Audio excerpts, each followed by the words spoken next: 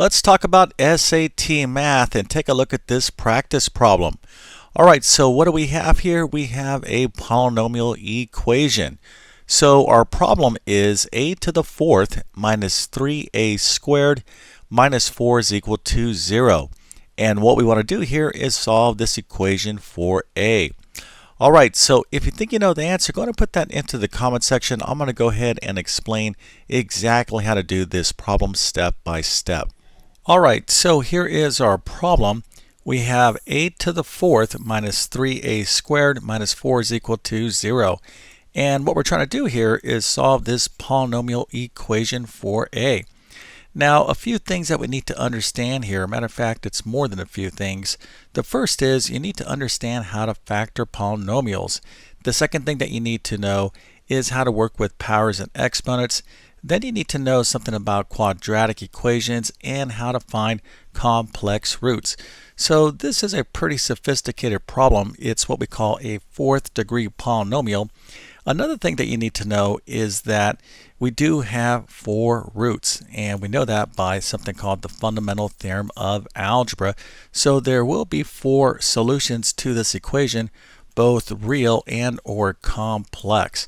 Okay, so there's quite a bit to cover here, and let's go ahead and get into it. All right, so the first thing that we want to think about is this polynomial a to the fourth minus 3a squared minus 4 may kind of remind you of a quadratic trinomial. Right, now let's just kind of think here for a second. If this problem was a squared minus 3a minus 4 is equal to 0, now of course this is not the problem, but if we had this polynomial equation, which is a quadratic equation, how could we solve this? Well, the way we could solve this is to factor. Of course, it has to be factorable, and if it wasn't factorable, we would have to use the quadratic formula. But in this case, we can factor this lovely quadratic equation or quadratic trinomial. So a squared minus 3a minus 4, we can factor this way. So we can have a minus 4 times a plus 1. Now this is, of course, this product is equal to 0, and that is excellent because we can use the zero product property. In other words, this thing times this thing is 0. So you can't have the product of two things being equal to 0 unless one or both of these things is in fact equal to 0. And of course we could set each one of these linear factors equal to 0 and solve for a. All right, so hopefully this is review in terms of how to solve this problem. Right now, if you can't solve this equation right here, you're going to have a tough time with this problem right there. Okay, so what can we do? Well, it would be nice if we could kind of use this same concept of factoring like this problem, and we can, but we're going to have to use some substitution, and I'm going to show you that right now. So now let's talk about powers and exponents. So here we have a to the fourth minus 3a squared minus 4 is equal to 0.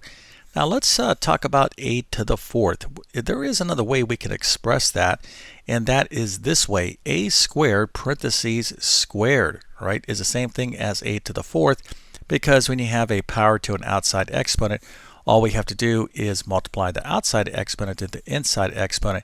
So a squared squared is the same thing as a to the fourth.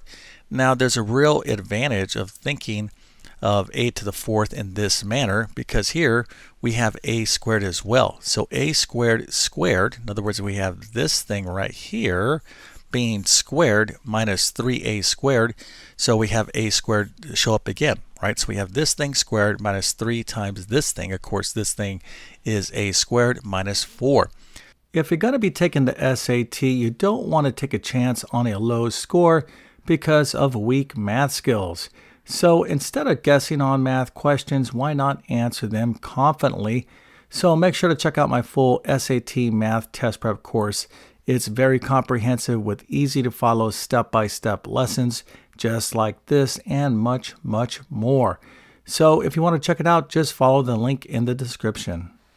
So what we can do is substitute a variable for a squared. So let's let x equal to a squared temporarily, and let's see what happens. Okay, so if we let x equal to a squared, let's go back up here so you can see exactly what's going to happen here. So if x is equal to a squared, right? So we're going to replace these a squared with an x. So instead of a squared you're going to have x squared, all right? And so instead of minus 3 times a squared, this is going to be minus 3 times x, right? So that's what we have right there, minus 4. Okay, so now we have x squared minus 3x minus 4, and this is factorable, right? So one of the things that you want to keep in mind when you're solving polynomial equations is factoring by substitution. This is an excellent technique. All right, so let's go ahead and now factor this simple quadratic trinomial, x squared minus 3x minus 4 is equal to 0. We can factor as x minus 4 times x plus 1 is equal to 0. And of course, you can see that we can easily solve this equation. But before we do that, we're going to go ahead and replace all these x squareds, right? All these x's with a squared, right? Because remember, x is equal to a squared. So we're going to substitute these x's back in for a squared, and then we can actually solve the problem. Okay, so remember, again, x is equal to a squared. So instead of x minus 4, we're going to have a squared minus 4 times, instead of x plus 1, a squared plus 1.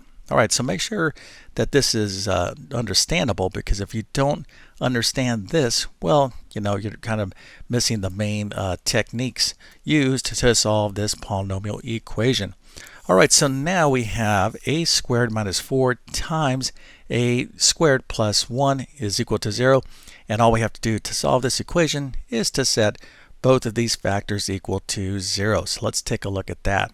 So remember, when we have one factor times another factor and it's equal to 0, well, this or this has to be 0. You can't multiply two things together and get 0 unless one or both of these factors are themselves 0. This is called the zero product property. Okay, so let's go ahead and set a squared minus 4 equal to 0. And of course, we have that right here. And we'll also set a squared plus 1 is equal to 0. We'll have that right there. So now all we have to do is solve these respective equations for a.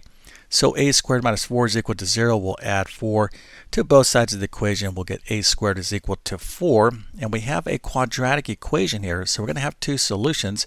So the way we're going to get to those solutions is by taking the square root of both sides.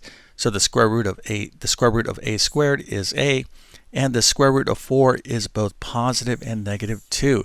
So these are two solutions, right? So one solution is 2, and the second solution is negative 2. Remember, we have a fourth degree polynomial, so we're looking for 4 roots.